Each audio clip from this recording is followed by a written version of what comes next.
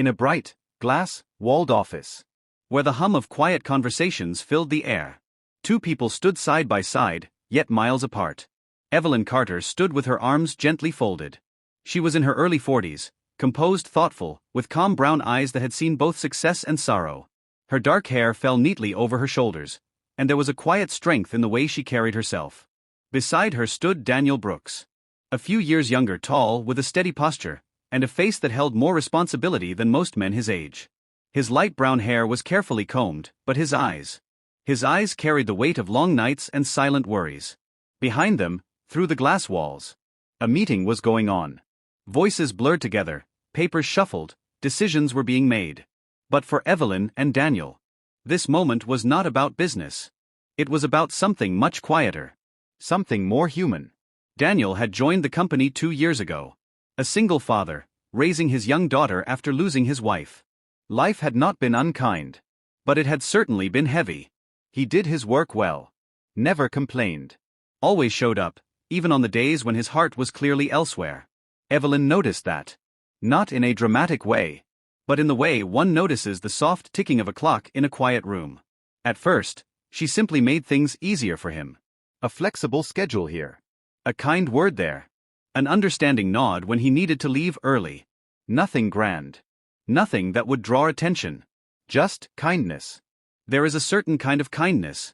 The kind that does not ask to be seen. Many people, as they grow older, come to understand this. It is not always the loud gestures that matter most, but the quiet ones that arrive exactly when they are needed. Evelyn had learned that lesson long ago. One evening, as the office slowly emptied, Daniel sat alone at his desk. The glow of his computer screen lit his tired face. He rubbed his eyes, took a slow breath, and for a moment, simply sat still. Evelyn noticed. She walked over, not in a rush, but with the calm, steady pace of someone who understands that presence matters more than words. "You're still here," she said softly. Daniel gave a small smile. "Just finishing a few things." There was a pause. The kind of pause that is not uncomfortable, but full of unspoken understanding. "You don't always have to carry everything alone," Evelyn said gently. Daniel looked at her. Really looked this time. It had been a long while since someone had said something like that to him. Not as advice. Not as instruction. But as care. In our younger years, we often believe strength means standing alone. But as time passes, we begin to understand that true strength is knowing when to let someone stand beside us. Days turned into weeks. Weeks into months. And slowly, something shifted. Daniel began to speak a little more. Not all at once, but in small pieces. A story about his daughter. A memory of his late wife. A quiet admission that some days were harder than others. Evelyn listened. She did not interrupt. She did not try to fix everything. She simply listened. And sometimes, that is the greatest gift we can give another person. One afternoon, there was a company meeting. Important decisions were being discussed. Daniel sat at the table, quieter than usual. When it was his turn to speak, he hesitated. Just for a moment. But Evelyn noticed. She leaned forward slightly, and said in a calm, steady voice, "I'd like to hear Daniel's thoughts." It was a small moment. But for Daniel, it felt like someone had opened a door he didn't know was closed. He spoke. Carefully at first. Then with more confidence. And when he finished, there was a quiet respect in the room. Later that day, as they stood again by the glass wall, Daniel turned to Evelyn. "Thank you," he said. She smiled softly. "You didn't need me. You just needed a moment." Daniel shook his head slightly. "No. I needed someone to believe I was ready." Life, as many come to learn, is not always about grand turning points. Sometimes, it is about the gentle presence of someone who sees you, even when you feel invisible. In the months that followed, Daniel grew stronger. Not because his life became easier, but because he no longer carried it alone. And Evelyn, she remained what she had always been. Steady. Kind. Present. Not asking for anything in return. Years later, when Daniel's daughter graduated from school, he stood in the crowd, watching her smile. Evelyn stood beside him. Not in the spotlight. Not at the center. But there. As she had always been. Daniel glanced at her. And in that quiet, shared moment, There was no need for words.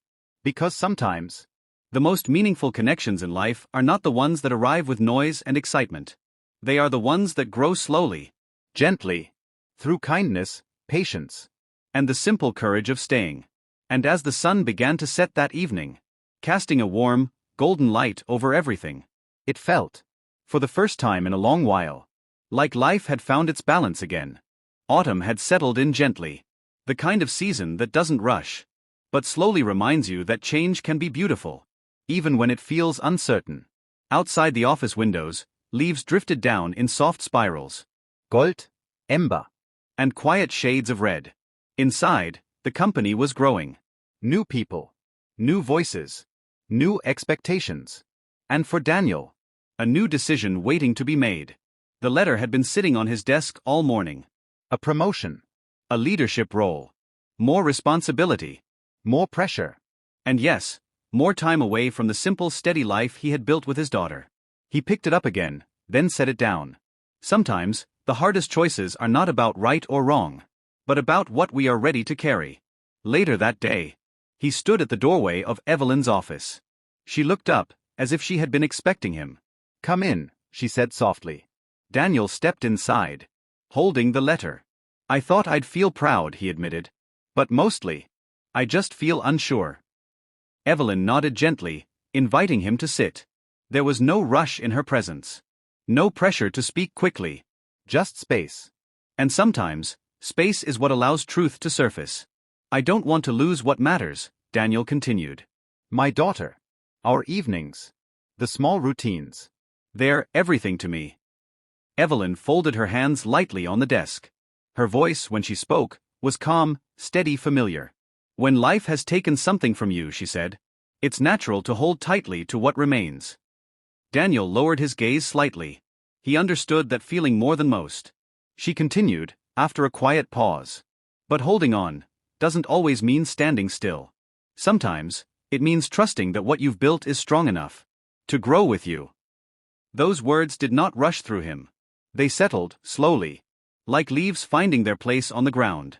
That evening, Daniel drove home in silence. The road was familiar.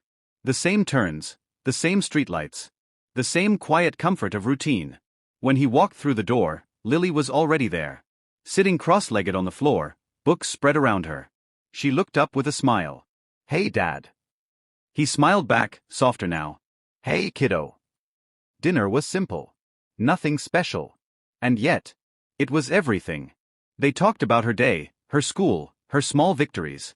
And then, the conversation slowed. Daniel looked at her, really looked. She wasn't a little girl anymore. She was growing, becoming someone thoughtful, aware. Strong in her own quiet way. "I got offered something at work," he said finally. Lily tilted her head. "Something good?" "I think so," he replied. "But I'm not sure if it's right for us." She didn't answer right away. Instead, she thought. Carefully. "You always tell me something," she said after a moment. "That being brave doesn't mean you're not scared. It just means you try anyway." Daniel let out a small breath. A quiet laugh followed. "I guess I did say that." She smiled. "Then maybe you should listen to yourself. There is a certain kind of wisdom that doesn't come from age alone. Sometimes, it comes from love. From watching. From listening. From growing up in the presence of someone who never gave up." That night, Daniel sat alone for a while after Lily went to bed. The house was quiet. Not empty. Just peaceful. He looked around, at the small life he had rebuilt. The photos on the wall. The worn couch. The soft light in the corner of the room.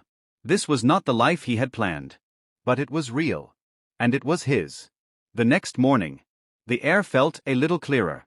Not because everything was certain, but because he had made peace with the uncertainty. He walked into Evelyn's office again. This time, without hesitation. "I'm going to accept the role," he said. Evelyn studied his face for a moment. There was something different there. Not confidence in the loud sense, but a quiet readiness. She smiled. "I think you're ready," she said. The weeks that followed were not easy. There were longer hours.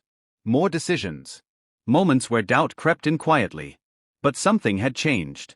Daniel no longer felt alone in those moments. Sometimes, It was a brief conversation with Evelyn in the hallway. Sometimes, just a glance across a meeting room. A silent reassurance. No words needed. And at home, he kept his promise. Dinner with Lily. Evenings together. Small routines that anchored everything else. He learned something important during those days. Balance is not about perfection. It's about intention. One late evening, after most of the office had emptied, Daniel stood again by the glass wall. The same place where so many quiet moments had passed between them. Evelyn joined him, standing beside him, just as she always had. You ever think about how much things have changed? Daniel asked. Evelyn looked out at the dim office beyond the glass. I do, she said softly. But I also think about what hasn't changed. He glanced at her. And what's that? She smiled faintly. The things that truly matter. There was a stillness between them. Not awkward. Not uncertain. Just steady. I meant what I said before, Daniel added quietly. You helped me more than you know. Evelyn shook her head gently.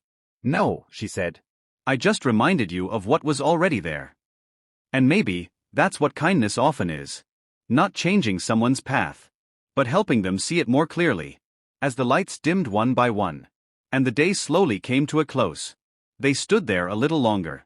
Not because they had to, but because sometimes, the quiet moments at the end of the day are the ones we carry with us the longest. Life moved forward, as it always does. But now, it felt a little lighter, a little steadier. And somewhere within it, a quiet understanding continued to grow. Unspoken, unrushed, but deeply felt. Because some connections are not meant to be hurried. They are meant to unfold slowly. With patience. With care. And with the quiet courage of simply staying.